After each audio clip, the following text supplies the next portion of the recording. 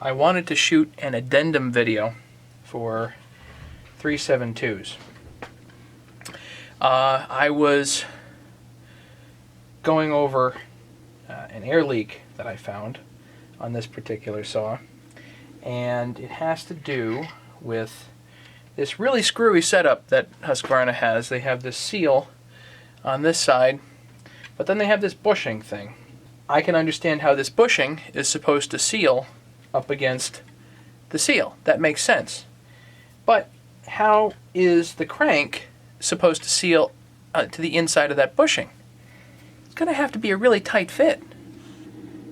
And guess what? It isn't that tight. So there was an obvious air leak there. Now, I've been told everything from it's inconsequential, don't worry about it, to you need a new bushing, to put some sealant on the inside of here and seat it. The funny thing is that there is actually a part. And the part number on this is 503-2630-19, I think. These are called O-rings for 371s, 372s, anything with this type of seal setup. I've never seen this O-ring on a parts diagram. I've built lots of these saws without it. Apparently they're fine, but I just don't know how I could have missed this. So let's look at this and see exactly how much it is needed, in fact. So I'm going to lube up this bushing here. I'm going to push it in. So now it's down and sealed. I'm going to take my mini vac,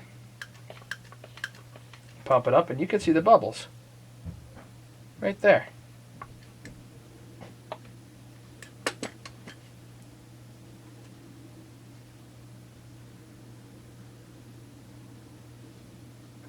The seal itself is fine, but there are bubbles coming out of there. So now let's see if, for whatever reason, putting this O-ring in, and these they look like they're fragile. Ooh. They're thin. They really look like they're fragile. I've never actually seen one of these. I've never used an O-ring that's quite that thin. But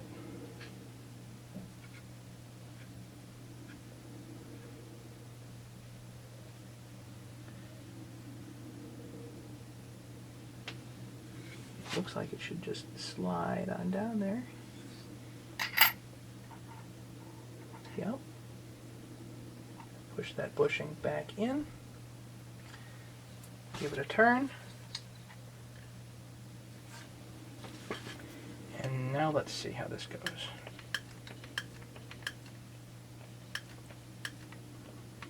Supposed to test it at 7 pounds.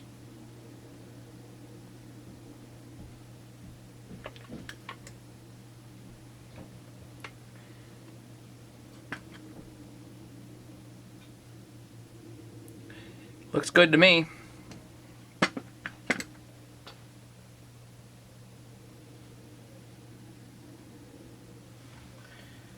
So now we have that indeed is positively sealed.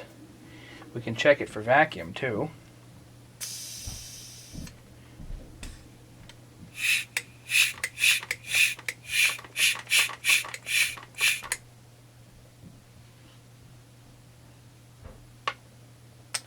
Darn steady if you ask me.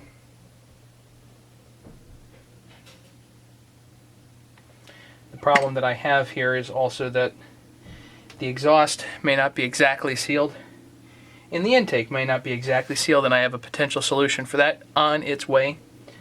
Never fear. Anyway, far as I can tell, that O-ring in there is exactly what this saw needed.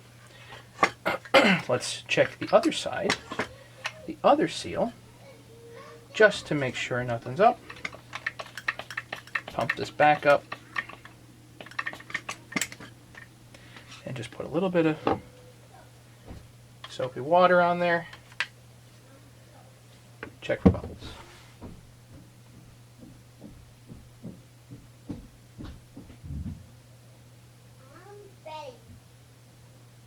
And as a spoiler, I already did this, so that seal's fine. No issue there. Leave it alone. So,